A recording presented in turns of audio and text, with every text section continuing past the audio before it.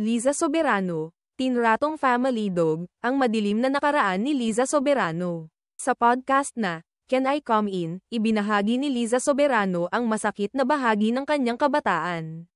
Dahil sa pagkakahiwalay sa mga magulang. Siya at ang kapatid ay napunta sa foster care at kalaunan ay inampon ng pamilya ng kaibigan niya sa high school.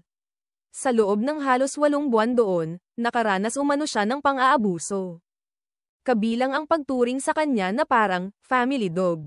Tuwing family movie night, pinauupo siya sa isang kahon sa likod ng sofa at hindi pinapayagang sumali. Isang insidente rin ang tumatak sa kanya nang pilitin siyang linisin gamit ang dila ang maruming carpet na tinapakan ng aso. Maraming netizens ang nagpahayag ng suporta sa tapang ni Liza na isiwalat ang mapait na karanasang ito, na ngayon ay nagsisilbing inspirasyon para sa marami na kahit mabigat ang nakaraan. Posible pa ring bumangon at magpatuloy.